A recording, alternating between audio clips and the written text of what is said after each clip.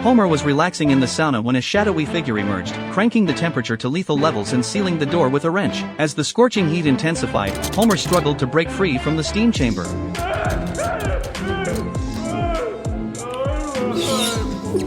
Fortunately, Krusty happened by and rescued him. Homer reported the assassination attempt to the sheriff, who declared they needed someone with insight into a criminal's devious psyche. They ventured to the penitentiary to consult. These are our most dangerous criminals, each one crazier than the last. So, which one of these psychos is gonna help me catch my killer? He's right in here. Consult the prisoner confined in the maximum security cell.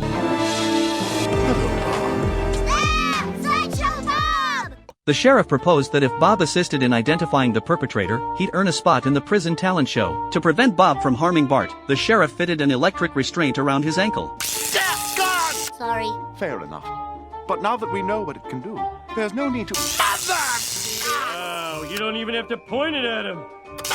Bob advised Homer to consider who might want him dead. To expose the assassin, Well, there's Mr. Burns, Fat Tony, the Emperor of Japan, ex-President Bush, The late Frank Grimes? PBS, Stephen Hawking, the fat little Dixie chick. And the state of Florida. Bob devised a scheme in the courtyard. The killer would certainly mistake a decoy for Homer. They simply had to conceal themselves and observe. You're so smart.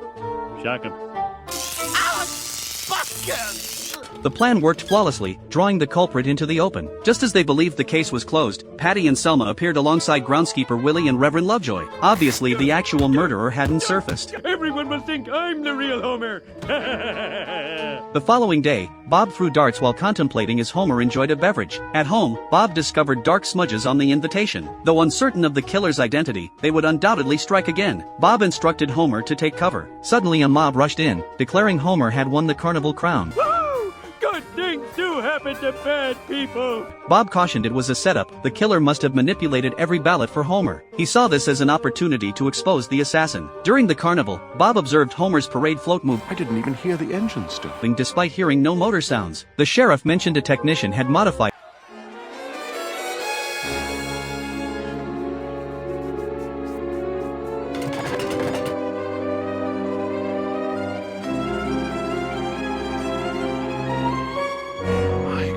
That's it! It before the procession. Bob frantically urged Homer to leap. The brake cables had been severed. The float hurtled toward the Maritime Museum. At the crucial moment, Bob ignited a fuse, propelling himself like a missile to save Homer just in time. They escaped by hot air balloon. You saved my life.